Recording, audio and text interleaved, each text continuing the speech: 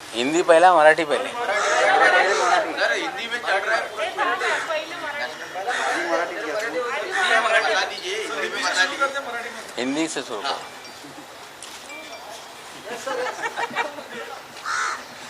देशव्यापी आंदोलन है ये। देशव्यापी है, नेशनल एजेंसी है sir, central agency. Nawab Malik हे पत्रकार परिषद घेतात। आजच्या पत्रकार परिषदेमधून नवाब मलिक आणखी काय नवा आरोप करणार, आणखी काय नवा खुलासा करणार याकडे सगळ्यांच्या नजरा लागलेल्या आहेत। नवाब मलिक यांनी समीर वानखेडे यांच्याबद्दलचा एक फोटो ट्विट केलेला आहे। त्यांच्या पहिल्या लग्नाबद्दलचा फोटो त्यांनी ट्विट केला आहे आणि या लग्नाला त्यांची बहीण सुद्धा उपस्थित असल्याचं नवाब मलिक यांनी यामध्ये म्हटलेलं आहे। थोड्याच वेळात नवाब मलिकांच्या पत्रकार परिषदेला सुरुवात होणार आहे। यामध्ये ते काय बोलणार हे पाहावं लागणार आहे। समीर वानखेडे यांचं कुटुंबीय हिंदू असल्याचा दावा करत असलं तरी सुद्धा नवाब मलिक यांनी नवीन खुलासा केलाय। समीर वानखेडे यांचा पहिला निकाह झाला होता। शबाना कुरेशी हिच्यासोबत अंधेरीमध्ये त्यांचा निकाह झाला होता। या मॅरेज सर्टिफिकेटमध्येही समीर वानखेडे यांचं पूर्ण नाव हे समीर दाऊद वानखेडे असल्याचं ट्विट नवाब मलिक यांनी केलंय।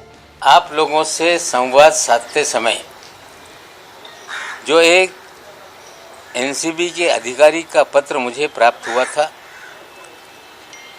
हमने वो पत्र अपने कवरिंग लेटर के साथ डीजी एनसीबी को भेजा है। पहले कहा गया कि उसकी भी हम दखल लेंगे और शाम होते होते ये कह दिया गया कि जो सीवीसी की गाइडलाइन है, कोई भी कंप्लेंट जिस पे कोई दस्तखत और नाम ना हो उसको दखल ना लिया जाए, ये हम भी जानते हैं। लेकिन जिस तरह के आरोप उस पत्र में हैं, जिस तरह की चीज़ें चल रही हैं, अगर उसको नज़रअंदाज किया जा रहा है तो हमें लगता है कि पूरे इंस्टीट्यूशन पे सवाल खड़ा होने जा रहा है। निश्चित रूप से जांच के लिए टीम आई है, जांच शुरू की गई है, पंच को बुलाया गया है। एनसीबी हमेशा कहती रही कि हमारा पूरा इलेक्ट्रॉनिक्स एविडेंस पे ही हम जांच करते हैं। जिस तरह से प्रभाकर साली ने सारी घटनाक्रम को एफिडेविट द्वारा, वीडियो द्वारा उल्लेखित किया है, मैं मांग करता हूं जो आई है विजिलेंस कमेटी, वो समीर वानखेड़े जी का, केपी गोसावी का और प्रभाकर का, और एक किरदार और इसमें है जो समीर वानखेड़े जी का ड्राइवर है, पुलिसिया है, मानी, इन सब का सीडीआर निकाल लीजिए। जो गाड़ी का इस्तेमाल हुआ है 50 लाख उठाने में, गोसावी के घर पहुंचाने में, दोबारा गाड़ी शहर में आई, फिर गाड़ी वापस गई, फिर पैसे से भरा बैग उठाया गया, फिर सैम डिसूजा को वापस दिया गया। हमें लगता है कि अगर इलेक्ट्रॉनिक जांच होगी तो बयान जुटाने की ज़रूरत नहीं, सारी चीज़ें सामने आ जाएगी। मैं अभी शंका उस पर जाहिर नहीं कर रहा हूँ। हो सकता है इतनी बड़ी देश की एजेंसी है, हमसे भी 4 कदम आगे वे काम करते होंगे, और आशा करते हैं जिसकी तरफ मैं इशारा कर रहा हूँ उस विषय को भी लेके थोड़ा सा खंगालेंगे। और एक आज और सवाल खड़ा कर रहा हूँ कि एक एफआईआर दर्ज है जिसको लगभग 1 साल की मुद्दत हो गई, उसमें आज तक एक भी गिरफ्तारी नहीं हुई है। लेकिन उसी एफआईआर के तहत दीपिका पादुकोण को बुलाया गया, चार्ट के आधार पर बुलाया गया था, गिरफ्तारी नहीं हुई। सारा अली खान को बुलाया गया, गिरफ्तारी नहीं हुई। श्रद्धा कपूर को बुलाया गया, गिरफ्तारी नहीं हुई। अगर ये झूठ है तो मैं उन्हें ये भी कहना चाहता हूं कि सारे उस समय के मीडिया के चैनल को देख लें। जब जब कोई अभिनेता अभिनेत्री आती थी, पूरा देश का मीडिया फोकस लगा के बैठे रहता था। वो सारे लोग जिनको बुलाया गया, उनकी गिरफ्तारी नहीं हुई है, उसकी गहराई में जाइए। मैं ये भी कहता हूँ कि मालदीव के दौरे को देखिए। उस समय कौन से अभिनेता अभिनेत्री मालदीव में थी, तो जो उगाही का खेल है वो खुलकर सामने आ जाएगा। जांच शुरू है। ये कहा जा रहा है कि क्रूज की जांच को भटकाने के लिए नवाब मलिक पिछले 20-22 दिन से अलग अलग तरीके से चीज़ों को सामने ला रहा है। मेरा काम है जो गलत चीज़ें हैं, अगर कोई आँख पे पट्टी बांध ले तो उसकी आँख की पट्टी खोलना ये मेरा फ़र्ज़ है। मैं और एक बात बता रहा हूँ, जो जांच के लिए लोग आए, क्रूज की पार्टी फैशन टीवी ने आयोजित किया था। बिना किसी महाराष्ट्र सरकार की जानकारी के बिना, कोविड प्रोटोकॉल होने के बावजूद कोई भी क्लियरेंस महाराष्ट्र पुलिस से, महाराष्ट्र के गृह विभाग से किसी भी तरह से कुछ नहीं लिया गया। सीधे डायरेक्टर शिपिंग से परमिशन लेके इसे परमिट किया गया। उस जहाज की क्रूज पार्टी में टारगेटेड लोगों की तस्वीरें देकर उन्हें ट्रैप किया गया। लेकिन मेरी जानकारी है कि एक अंतर्राष्ट्रीय ड्रग माफिया उस पार्टी में था। उसकी एक माशूका भी है जो बंदूक के साथ थी। जो उस डांस में नाचते हुए नजर आया है, वो दाढ़ी वाला है। वो दाढ़ी वाला कौन है, सारे एनसीबी के लोग जानते हैं। कुछ मुझे लोग जानकारी दे रहे हैं कभी वो तिहाड़ जेल में भी था। कुछ लोग मुझे जानकारी दे रहे हैं कि वो राजस्थान की जेल में भी था। ये दाढ़ी वाला कौन है, एनसीबी उसकी तरफ भी ध्यान दे। अंतर्राष्ट्रीय ड्रग माफिया क्रूज पे है। रेव पार्टी बस करने के लिए रेड की जा रही है और क्रूज को छोड़ दिया गया। धड़ल्ले से रेव पार्टी में हजारों लोगों ने जो भी करना था वो किया। और हमें लगता है कि इस पूरे खेल में जो दाढ़ी वाला है उसकी मित्रता वानखेड़े साहब से भी है। कुछ अधिकारी मुझे बता रहे हैं कि गोवा में भी उनका बहुत बड़ा रैकेट चलता है। लेकिन जब छापेमारी की बात आती है, वानखेड़े साहब उस छापेमारी से भाग लेते रहे। मैं जो लोग आए हैं जांच करने के लिए, मैं सार्वजनिक रूप से उन्हें कहता हूं कि आप क्रूज की सीसीटीवी मंगाइए, हर कमरे का सीसीटीवी, सारे डांस की सीसीटीवी, और जैसे खंगालेंगे दुनिया का एक बहुत बड़ा ड्रग माफिया उस पार्टी में था। उन्हीं लोगों ने ये पार्टी आयोजित की थी। खेल तो हो गया, लेकिन खेल का खिलाड़ी दाढ़ी लिए हुए क्यों घूम रहा है, इसका जवाब एनसीबी को देना पड़ेगा। ये सारी चीज़ें हैं जो मैं बोल रहा हूँ, आने वाले दिनों में उसको आप लोगों के सामने रखूँगा। लेकिन मैं क्लू दे रहा हूँ, जो लोग दिल्ली से इतनी बड़ी कॉम्पिटेंट एजेंसी है जांच के लिए आए हैं, इसके तरफ भी ध्यान देने का काम करें। पिछले कई दिनों से जब मैं फर्जीवाड़े की बात करता रहा, मैंने एक आम सभा में भाषण कर दिया कि इनकी नौकरी 6 महीने में जाएगी और ये जेल जाएंगे। मैंने कोई पुलिसिया तंत्र का इस्तेमाल करके ये बात नहीं कही थी। जो समीर दाऊद वानखेड़े जी का फर्जीवाड़ा जीवन का है, उन्होंने, मैंने ये भी कभी सवाल नहीं खड़ा किया कि किसका धर्म क्या है, कौन किस धर्म का है।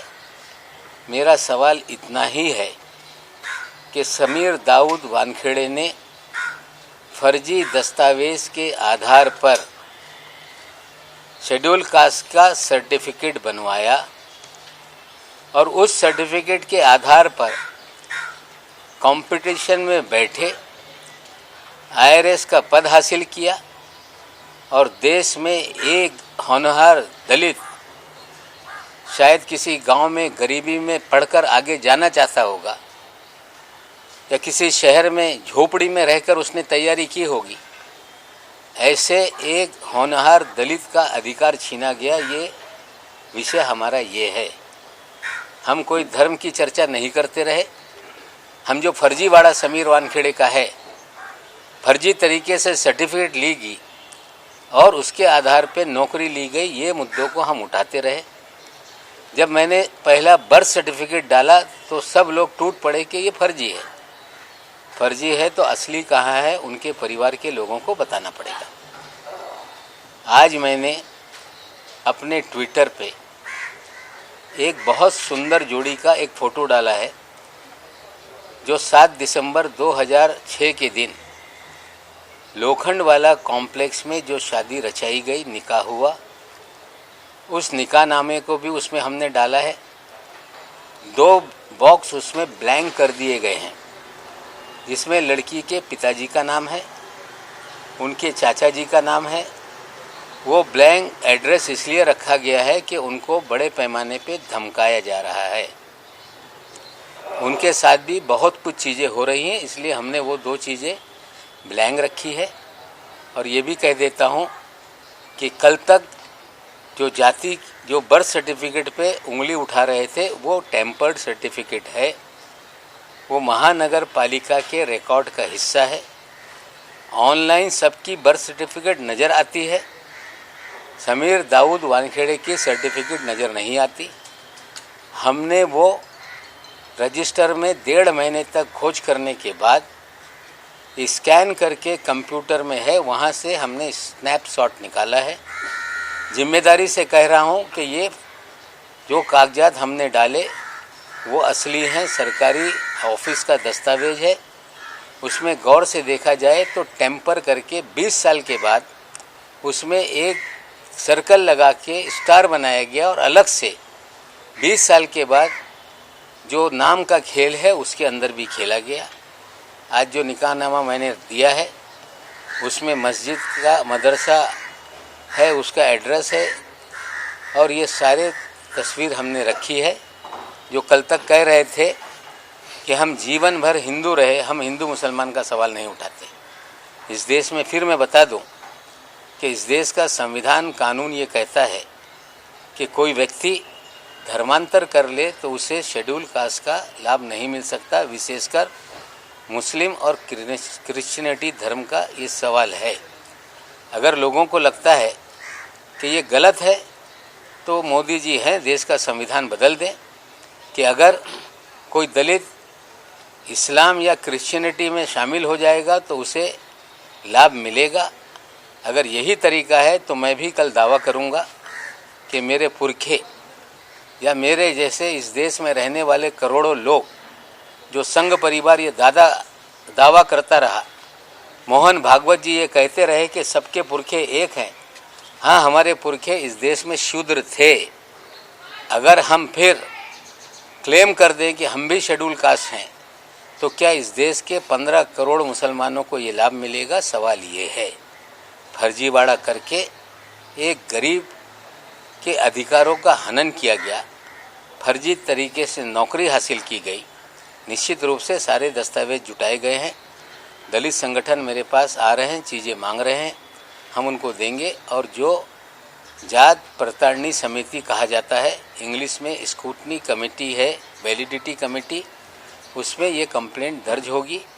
बाकायदा वानखेड़े साहब को भी नोटिस जाएगी, कंप्लेंट करने वालों को भी सुना जाएगा, सरकारी कार्यालय के दस्तावेज खंगाले जाएंगे, और हमें उम्मीद है कि ये फर्जी दाखला साबित होगा। और उसके आधार पर निश्चित रूप से जो कानून में प्रावधान है उनकी नौकरी जाएगी।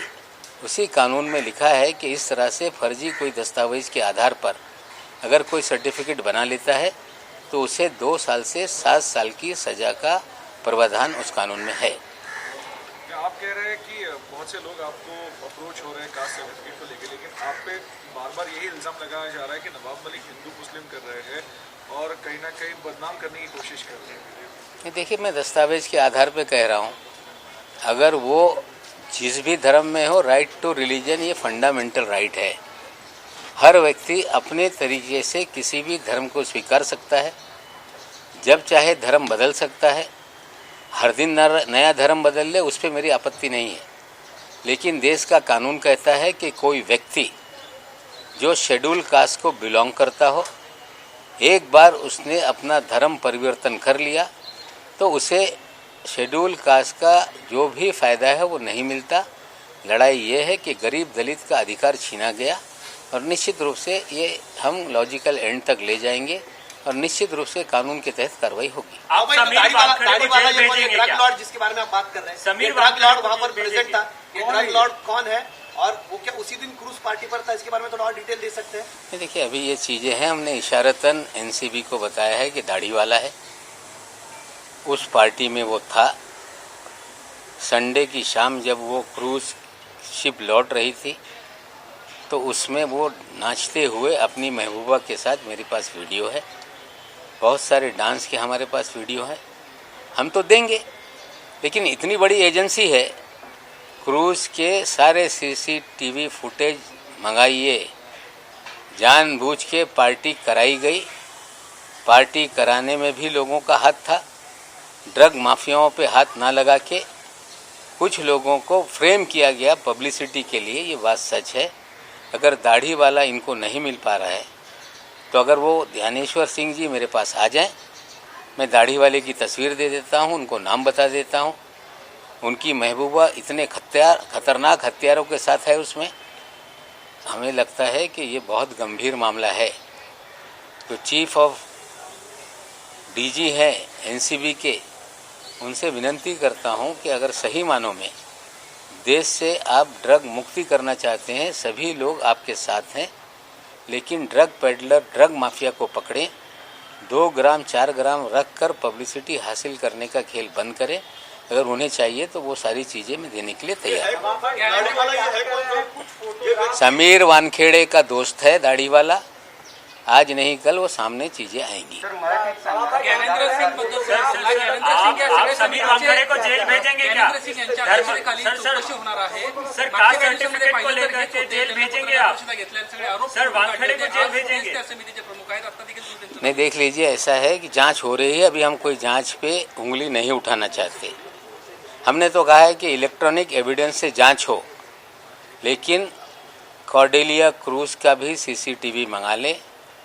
दाढ़ी वाले को खोजें, ये कौन है दाढ़ी वाला। दाढ़ी वाले का नाम अगर उन्हें नहीं पता है तो अकेले में मैं बताऊंगा। अगर गंभीरता से नहीं लेते हैं तो सार्वजनिक चीज़ें करेंगे। सवाल आपने पूछा है कि उन्हें जेल भेजेंगे, मैं नहीं भेजूंगा, देश का कानून भेजेगा।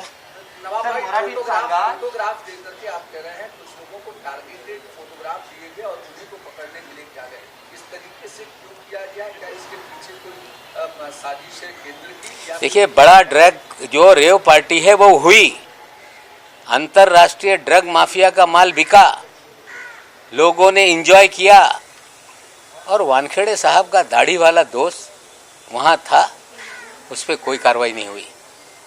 क्रूज को रोका नहीं गया, 1350 लोगों को स्कैन नहीं किया गया, गेट पे तस्वीर लेके कुछ लोगों को खड़ा कर दिया गया कि ये आएंगे, इन्हें आइडेंटिफाई कीजिए।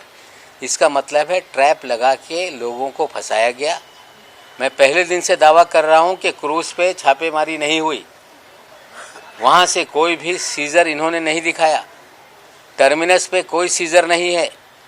जो तस्वीरें वानखेड़े साहब ने जारी की हैं वो उनके कैबिन की हैं, वहीं से वो तस्वीरें फ्रेम करके लोगों को पब्लिसिटी लूट रहे हैं। और अंतर्राष्ट्रीय ड्रग माफिया जो इनका दोस्त है वो नाच रहा है महबूबा के साथ।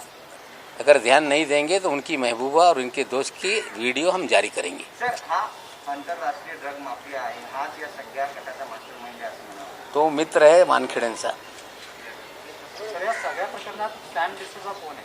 सॅम डिसूजा वानखेडेचा मित्र आहे, त्यांनी सांगावा की हे सॅम डिसूजा कोण आणि दाढीवाला कोण, याच्या उत्तर वानखेडेंनी दिलं पाहिजे।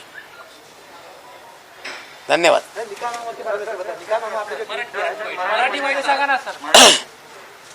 ज्या पद्धतीने या सर्व प्रकरणामध्ये माझ्याकडे एक अधिकाऱ्यांनी नाव न लिहिता एक पत्र पाठवला होता, ज्या पत्रामध्ये 26 बोगस केसेसचा उल्लेख होता आणि वानखेडे यांच्या नक्सेस कुठल्या पद्धतीने चालते हे सगळी माहिती त्याच्यात होती. एक जबाबदार नागरिक या नात्याने मी कालच जाहीर केला होता की हा पत्र मी DG NCBला पाठवणार आहे. सकाळी बातमी आली की त्या पत्र त्यांना पोचलेलं आहे, त्याची ते दखल घेणार आहे आणि संध्याकाळी सांगण्यात आला की हे CVCच्या जे गाईडलाईन आहे त्या गाईडलाईनच्या आधारावर याची आम्ही दखल घेणार नाही. हे पण मला पण माहिती आहे दखल घेता येत नाही, पण शंका निर्माण झाली. एक शंका निर्माण झाली तर साधारण नागरिकच्या तुम्ही झडती घेताय, तलाशी घेताय.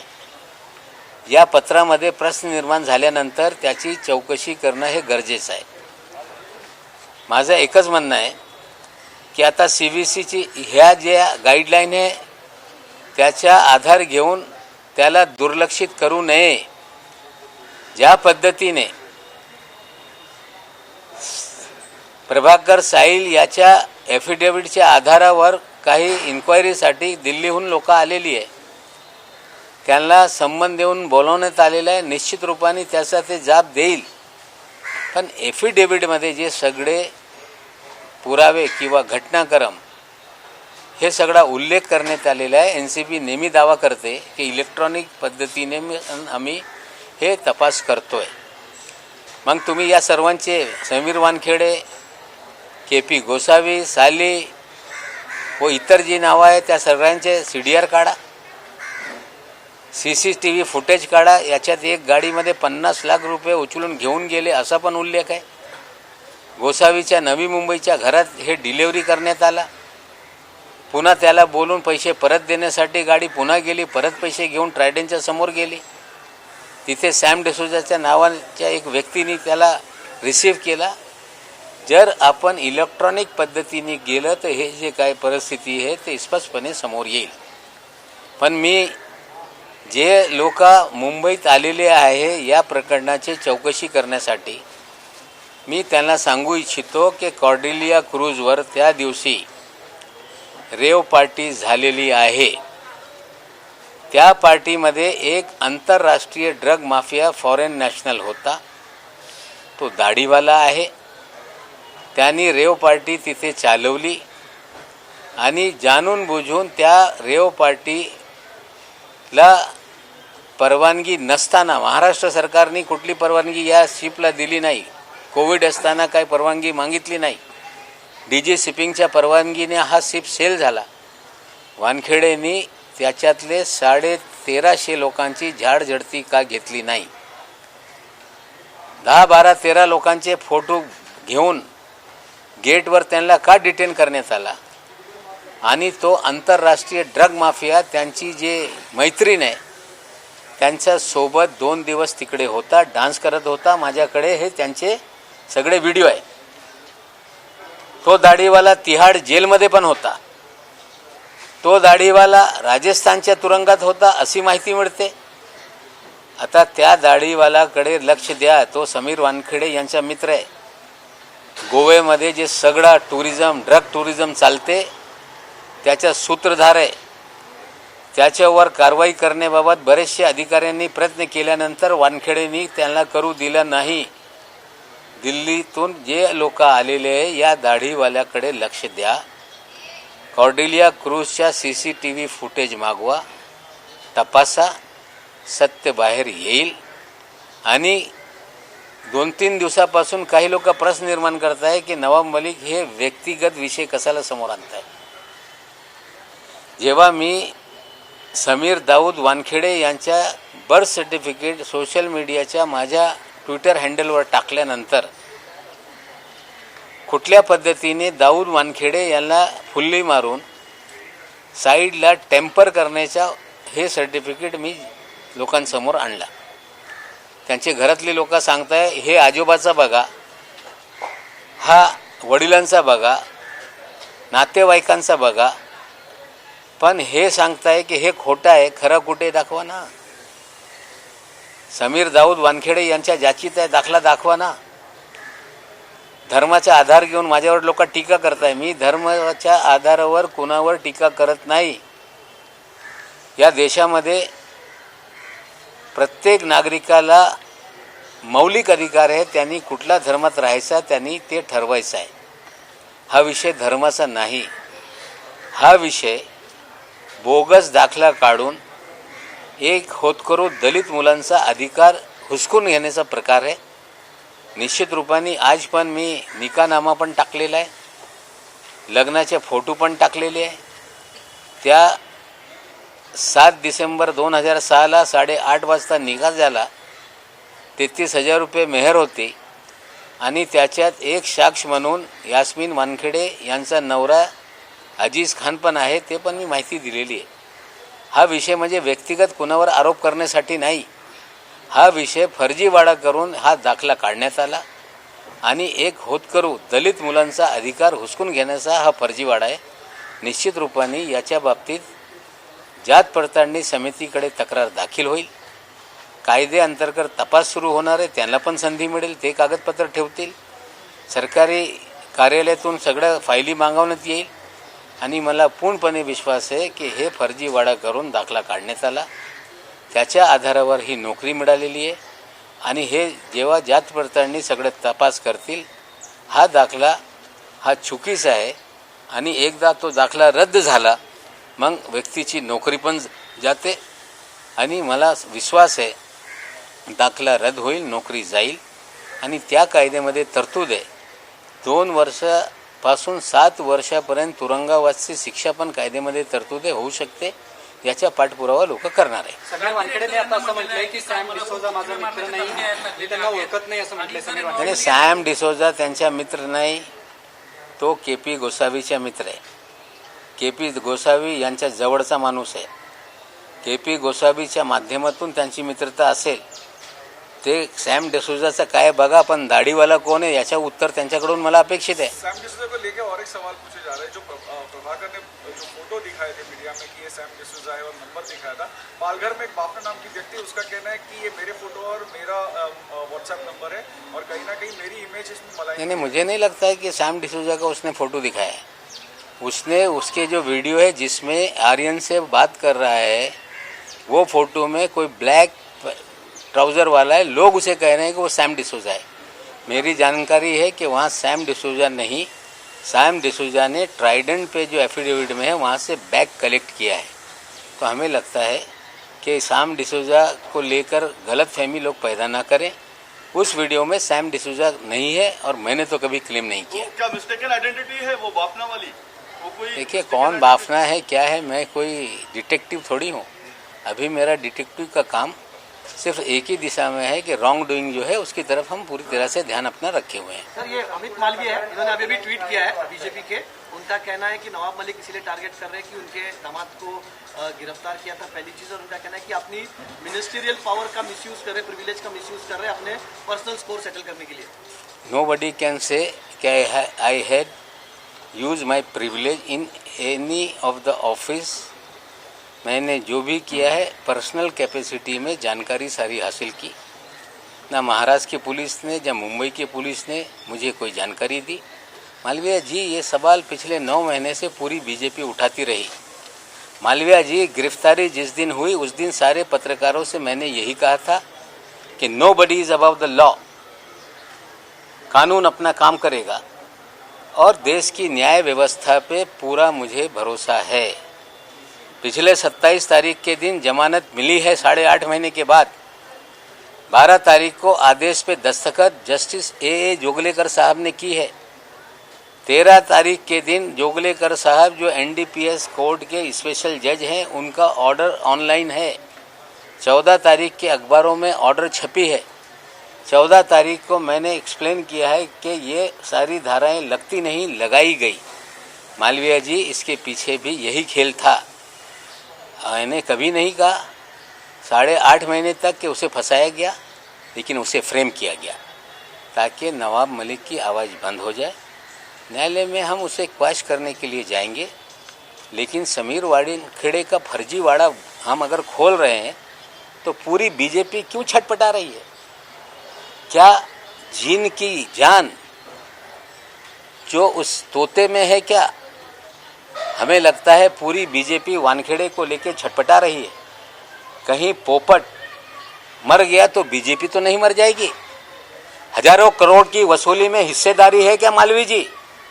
आपको बताना पड़ेगा कि ये हिस्सेदारी कहां से कहां तक चल रही थी। तोता अगर पिंजरे में है, फड़फड़ा रहा है, तो पूरी बीजेपी क्यों फड़फड़ा रही है? इसका जवाब बीजेपी को देना होगा। Thank you. आपण बघितलं आजही नवाब मलिक यांनी आत्ताच नवाब मलिक यांची पत्रकार परिषद संपलेली आहे। यांनी पुन्हा एकदा समीर वानखेडे यांच्यावर जोरदार आरोप केले। ड्रग्ज माफिया वानखेडेंचा मित्र आहे। क्रूजवर कोणतीही छापेमारी झाली नसल्याचं नवाब मलिक यांनी म्हटलंय। ठराविक लोकांना टार्गेट केलं गेलं असाही आरोप नवाब मलिक यांनी केलाय। आपण बघितलं समीर वानखेडे यांच्या विरोधामध्ये पुन्हा एकदा नवाब मलिक यांनी जोरदार आणि गंभीर आरोप केलेले आहेत। या क्रूजवर जे ड्रग्ज पार्टी झाली यावेळेला ठराविक लोकांना टार्गेट केलं। ड्रग्ज माफिया वानखेडेंचा मित्र असल्याचंही मलिक यांनी म्हटलेलं आहे।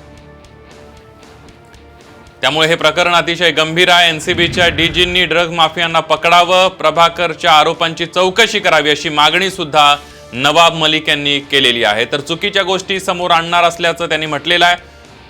ड्रग्ज माफियांचा पर्दाफाश करणार असल्याचं सुद्धा नवाब मलिक यांनी म्हटलेलं आहे। नवाब मलिक यांनी आता जी पत्रकार परिषद घेतली त्या पत्रकार परिषदेमध्ये पुन्हा एकदा त्यांनी समीर वानखेडे यांच्यावर गंभीर आरोप केलेले आहेत। अनेक खळबळजनक आरोप केलेले आहेत। सीसीटीव्हीतून सर्व बाबींचा खुलासा होईल, सगळे सीसीटीव्हीची चौकशी करावी, पैसे कुणी कुणाकडून घेतले, कशा प्रकारे वसुली झाली, हा सगळा पर्दाफाश करणार असल्याचं सुद्धा नवाब मलिक म्हणाले। मी दाखवलेला दाखला खोटा असेल तर खरा दाखला समोर आणावा असं आवाहन सुद्धा त्यांनी केलेलं आहे। भाजपचे प्रवक्ते राम कदम आपल्या सोबत आहेत। राम कदम जी, नवाब मलिक यांनी आता थेट आरोप केला पत्रकार परिषदेमध्ये जाता जाता की या सगळ्या पाठीमागे भाजप आहे आणि त्यामुळे समीर वानखेडेंवर आरोप केला की भाजपला त्रास व्हायला लागलाय, भाजपचा जीव या पोपटात अडकलाय का, असा थेट सवाल त्यांनी केलाय। वास्तविक या महाराष्ट्राच्या 3 पक्षाच्या नेत्यांनी आणि सरकारने एकदा देशभरामध्ये सोशल मीडियावर लोक काय म्हणता आहेत, देशातल्या लोकांच्या मनामध्ये नेमकं काय आहे याची चाचपणी करून पाहावी। अर्थात त्यांनाही ते दिसतंय, पण डोळ्यावर चष्मा लावल्याच्या नंतर आंधळेपणाचं सोंग केल्यावर कसं दिसणार? आणि ऐकण्याचा तर प्रश्नच येत नाही, कानामध्ये गोळे कोंबून सोडले असतील। आज देशभरामध्ये लोकांच्या मनामध्ये अस्वस्थता आहे की 2 वर्ष झाले हे सरकार आलं त्या दिवसापासून फक्त पैसे कुठून मिळतील, कशी वसुली करता येईल, कसं स्वतःचं घर भरता येईल याच्या पाठीमागे लागलं की काय असं दिसतंय। लोक अजूनही वाजेची 100 कोटीची वसुली विसरले नाहीत। आता ड्रग माफियांचं समर्थन करता करता ते या स्तराला पोहोचले की जे ड्रग माफियांचे विरोधी आहेत एनसीबीचे अधिकारी। अगदी राम कदमजी, मी थोडंसं तुम्हाला थांबवतोय। नवाब मलिक बोलतायत, तपास झाली पाहिजे आणि या सगळ्यांना 50-50 ब्लॅक कॅट कमांडो दिलं पाहिजे, मी मागणी करते। तुम्ही असं कुठे म्हणाले आहेत का की जर सर्टिफिकेट जन्माचा दाखला खोटा ठरला जर जन्माचा दाखला जे मी ट्विटरवर टाकलेला आहे जर तो खोटा ठरला तर मी राजकारणातून बाहेर जाईल, राजीनामा देईल। जर खरा असेल तर समीर वानखेडेंनी कमी कमी येऊन क्षमा मागितली पाहिजे। आमच्या या कुटुंबियाचे लोकांचा दावा आहे ते खोटा आहे। क्षमा मागितली तरी मी राजीनामा द्या सांगत नाही, नोकरी तर जाणारच आहे।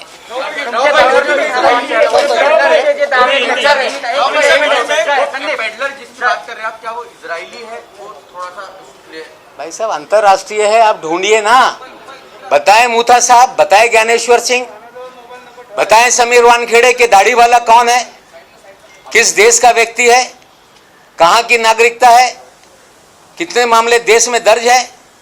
अगर वो डीजी है तो ढूंढना पड़ेगा। अगर डीजी साहब ने नहीं रिवील किया, नहीं सीसीटीवी फुटेज निकाले तो हमें लगेगा कि पूरा डिपार्टमेंट इस खेल में शामिल है। क्या ड्रग में किसी मामले में पकड़ा जा चुका है सर? क्या ड्रग के किसी मामले में पकड़ा जा चुका है? दाव्यांवरती शेवटपर्यंत ठाम राहणार आहात? तो आप कह रहे हैं कि आप पॉलिटिक्स से क्विट करेंगे, ऐसा आप कह रहे हैं? बिल्कुल, जो मैंने सर्टिफिकेट डाला है निकाहनामा या बर्थ सर्टिफिकेट जो मैंने लोगों के सामने रखा है, अगर वो गलत साबित कर दें तो मैं राजनीति से छोड़ दूंगा, मंत्री पद छोड़ दूंगा। और मैं नहीं कहता कि वो नौकरी छोड़ दें, कम से कम आके जनता से माफ़ी मांग ले कि ये चीज़ सही है, मैंने उसे टेम्पर किया है। मैं उन्हें नौकरी से इस्तीफा दूँ ये नहीं कहता, लेकिन नौकरी तो जाएगी कानून के तहत। सर तुमचे जे आरोप आहेत त्यावर तुम्ही शेवटपर्यंत ठाम राहणारच। दाढीवाला कोण याच्या उत्तर अपेक्षित आहे। पुन्हा एकदा जाऊयात, भाजपचे नेते राम कदम आपल्या सोबत आहेत। राम कदमजी, पुन्हा एकदा त्यांनी स्टेटमेंट केलेलं आहे, समीर वानखेडेंची नोकरी तर जाणारच आहे। मुळामध्ये त्यांच्या जातीचा, त्यांच्या धर्माचा ड्रग्सशी काय संबंध, हा विषय पूर्णपणे वेगळा आहे। महाराष्ट्राचं सरकार ड्रग माफियांचं समर्थन करत आहे, हा विषय। त्यांची जात, त्यांचा धर्म, त्यांचा जन्म, त्यांचं लग्न याच्याशी काही ड्रग्सचा संबंध आहे का? महाराष्ट्रातल्या प्रत्येक घराघराला काय पाहिजे की आमच्या घरातली लहान लहान मुलं, कॉलेजची मुलं ड्रग्सच्या विळख्यात सापडू नयेत, याच्यासाठी सरकार म्हणून कारवाई करावी। आता हे 3 पक्ष वसुलीमध्ये गरक आहेत, यांना स्वतःला कारवाई करायची नाही, आणि जो कारवाई करतो त्याची जात, त्याचा धर्म, त्याचं लग्न, त्याचे वडील, त्याची आई, त्याची बहीण, त्याची बायको, हे काही विषय झाले का? फक्त मूळ विषयाला बगल देण्यासाठी महाराष्ट्राचे हे नेते असं करतात। आणि असं करण्याच्या पाठीमागे ड्रग माफियांनी त्याला काय नेमकं दिले, काय संबंध आहे त्यांच्याकडून काही यांनी सुपारी घेतली का, असे अनेक प्रश्न जनतेच्या मनात आहेत। अगदी राम कदमजी, नवाब मलिक यांनी असा एक मुद्दा उपस्थित केलेला आहे की त्यांनी जे जात प्रमाणपत्र सादर केलं तेच बनावट आहे आणि चुकीच्या पद्धतीने त्यांनी नोकरी मिळवली असा नवाब मलिक यांचा दावा आहे। मग याला त्यांचं म्हणणं आहे की एनसीबी कारवाई करते त्याला आपला विरोध नाही आहे, पण अशा प्रकारे चुकीचं सगळं होतंय, न्याय प्रक्रियेच्या माध्यमातून आपण ही कारवाई करणार, तक्रार दाखल करणार असल्याचं त्यांचं म्हणणं। हे सगळं त्यांना आताच कसं आठवलं? त्यांनी ड्रग माफियांवर कारवाई करायला सुरुवात केल्यावरच आठवलं का? आधी का नाही आठवलं? म्हणजे याचा अर्थ स्पष्ट आहे की वानखेडेंनी तुम्ही ड्रग माफियांवर कारवाई करायची नाही असं राष्ट्रवादी पक्षाचं, शिवसेनेचं आणि काँग्रेसचं म्हणणं आहे। तर का म्हणणं आहे असं त्यांचं? समीर वानखेडे कोणत्या जातीचे आहेत, कोणत्या धर्माचे आहेत, त्यांनी कोणाबरोबर लग्न केलं, त्यांचे वडील कोण, आई कोण, बहीण कोण, हे प्रश्न महत्वाचे आहेत का? एक माणूस साहसानं ड्रग माफियांच्या विरोधामध्ये युद्ध करतो आहे, लढाई करतो आहे, ते महत्वाचं आहे। काय महत्वाचं आहे? हे सरकार आहे का प्रायव्हेट लिमिटेड कंपनी आहे? अगदी राम कदमजी, तुमचा मुद्दा लक्षात आला, धन्यवाद। तुम्ही साम टीव्हीशी बोललात त्याबद्दल। आपण बघितलं भाजपचे आमदार राम कदम यांनी नवाब मलिक यांच्या सगळ्या वक्तव्यांवर त्यांनी जोरदार टीका केलेली। यानंतर एक छोटासा ब्रेक घेऊया, पहा फक्त साम टीव्ही।